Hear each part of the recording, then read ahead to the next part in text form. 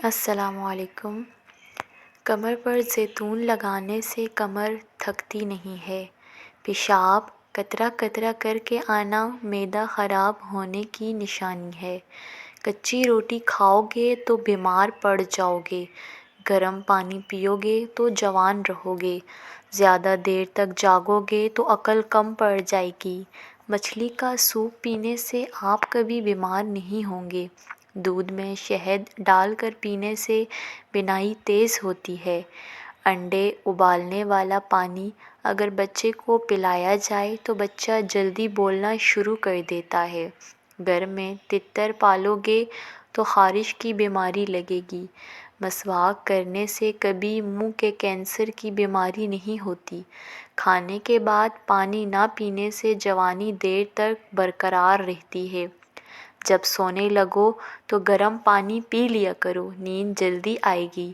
رات سونے سے پہلے آنکھوں پر اگر تیل لگایا جائے تو صبح آنکھ جلدی کھلے گی۔ گڑ کا شربت بنا کر پینے سے کبھی موٹاپا نہیں آئے گا۔ دل کے مریضوں کو سیب کا مربا استعمال کرنا چاہیے۔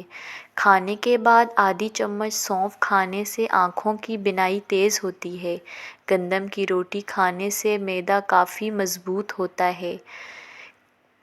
معدے کی تیزابیت دور کرنے کے لیے ادرک کھایا کریں۔ حکیم لقمان نے فرمایا، وہ عورت کبھی بوڑھی نہیں ہوگی جو رات سوتے وقت دودھ میں کھجور اور بادام ڈال کے کھائے۔ جو لوگ اپنے بیٹیوں کو گالیاں دیتے ہیں، ان پر رزق تنگ کیا جاتا ہے۔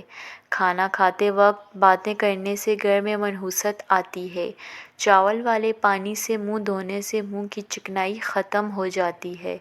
ہفتے میں 2 روزے رکھنے سے کبھی جوڑوں کے درد کا مسئلہ نہیں ہوتا۔ دوپہر کے کھانے کے بعد کلیلہ کرنے سے جلدی بڑھاپا نہیں آتا۔